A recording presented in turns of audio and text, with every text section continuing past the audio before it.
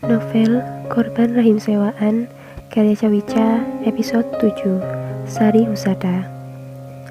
Baru saja keluar dari gerbang besar rumah Daniel, Tony yang masih menuntun sepeda dengan memakai helmnya tiba-tiba menerima kembali pukulan di kepalanya dari tangan Eva. "Hei, kau ini kenapa sih?" saut Tony dengan nada kesal. "Kau mau menukar nominal uang yang sudah dijanjikan Tuan Daniel ya?" "Tidak," jawab Tony singkat dengan menundukkan kepalanya, melihat ke sepeda motornya yang belum menyala.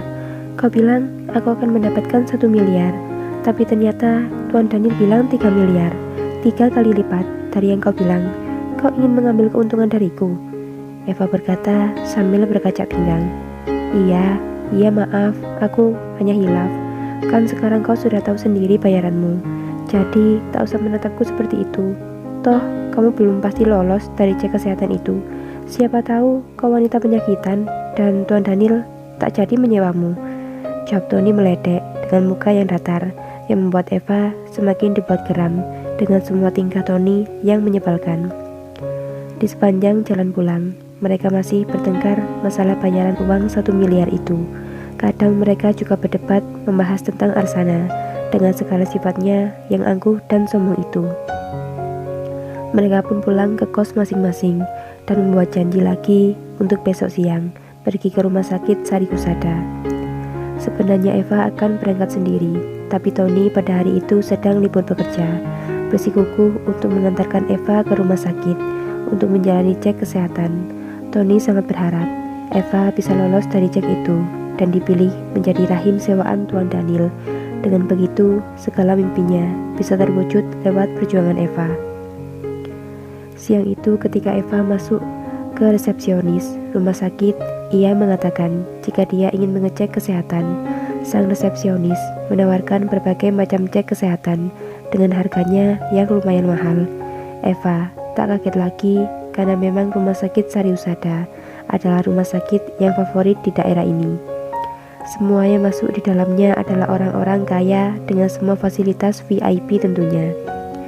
Tony yang melihat Eva dari kejauhan tak kunjung mengajaknya masuk ke tempat cek kesehatan yang sudah disebutkan oleh Tuan Daniel.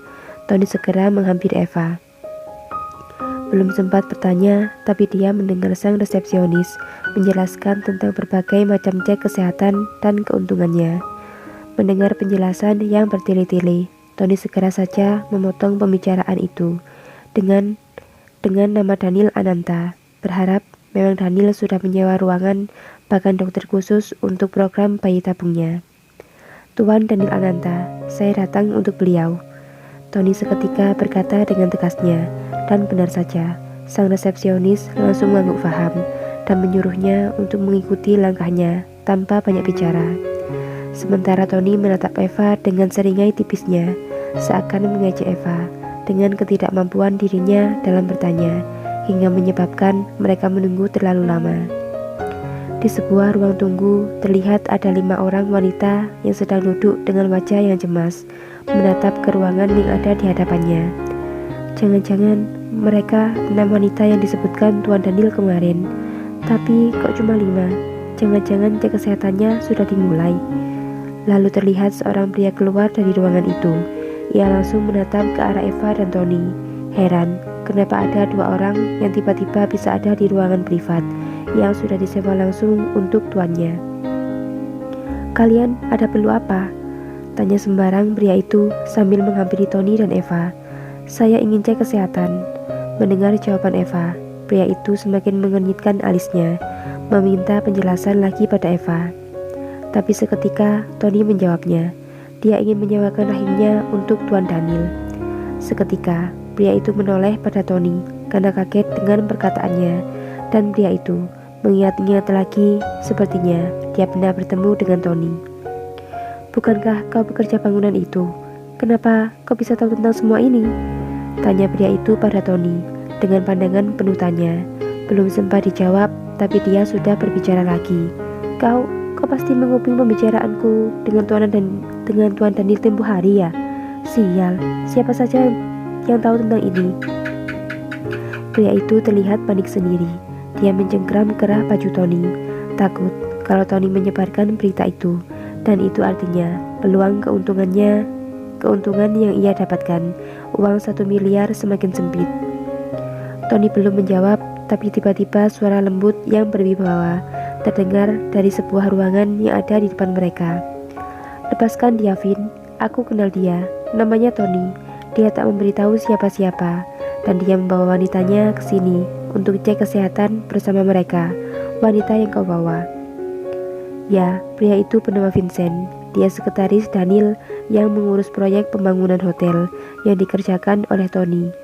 Pada saat itu, Tony bertemu dengan Vincent, mengira dia adalah bos besar yang dimaksud mandornya. Tapi Tony salah. Ternyata dia hanya tangan kanan Daniel yang mengurus proyeknya di kantor tempat Tony bekerja. Vincent sedikit bernafas lega. Pasarnya, 1 orang saja tak akan bisa lolos, apalagi dia membawa 6 wanita yang sudah dicalonkan untuk menyewakan rahimnya. Apalagi saat Vincent menatap Eva dengan tubuh yang lumayan kurus, dia yakin Eva tak akan lolos dari cek kesehatan itu. Seketika Vincent pun melunak karena perkiraannya sendiri. Dia sekarang malah berbincang-bincang akrab dengan Tony sambil menunggu para wanitanya melakukan cek kesehatan dan menunggu hasilnya yang akan keluar hari itu juga. Di tengah waktu menunggu itu, tibalah Arsana dengan 2 orang pengawalnya yang selalu setia ada di sampingnya.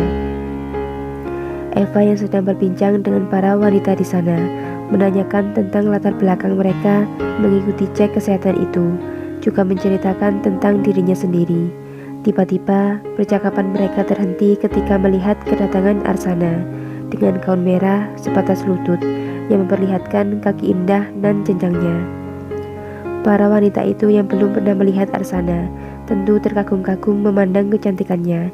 Mereka bahkan memandangnya sampai Arsana tak terlihat lagi karena masuk ke dalam ruangan tempat cek itu dilaksanakan. Sementara Eva hanya memandang dengan tidak suka pada Arsana. Memang dia adalah istri dari orang yang akan membayarnya. Bahkan nantinya Eva akan mengandung benih dari wanita itu. Tapi Eva masih saja tak terima dengan apa yang telah dikatakan Arsana semalam. Eva sama sekali tak suka dengan sifat angkuh dan sombongnya yang Arsana yang menyombongkan kedudukannya sebagai wanita yang kaya raya. Waktu telah berganti sore dan Eva telah menyelesaikan cek kesehatan yang dibagi menjadi beberapa sesi. Saatnya kini mereka mendengarkan siapa wanita yang beruntung untuk mengandung dan melahirkan keturunan Daniel dengan uang 3 miliarnya. Vincent sudah tersenyum lebar. Ia sangat yakin bahwa salah satu dari wanitanya pasti terpilih. Dia telah membawa 6 wanita yang sehat dan masuk dalam kriteria yang tuannya cari. Tentu salah satu dari mereka akan terpilih. Bayangan uang 1 miliar sebagai bonus pun sudah ada di dalam otaknya. Saat Daniel berdiri di depan para wanita itu dan membawa secari kertas hendak membacakan satu nama yang ia pilih atas persetujuan dirinya dan istrinya. Wajah semua wanita itu tampak tegang, apalagi Eva yang sangat berharap mendapatkan uang itu untuk merubah kehidupannya. Jemari tangannya dari tadi sudah basah oleh keringat dingin. Daniel pun membuka suara. "Terima kasih untuk kalian yang sudah berada di sini untuk membantu kami. Tapi maaf, kami hanya membutuhkan 1 wanita untuk program kami ini. Dan tak usah khawatir, kami akan mengganti uang sebesar 5 juta untuk masing-masing wanita yang tak terpilih karena sudah meluangkan waktu untuk kami. Kami memilih 1 nama untuk mengandung dan melahirkan anak kami, dan dia adalah Eva." Seketika mata Vincent membulat sempurna, bahkan dia berdiri dari duduknya. Bersambung.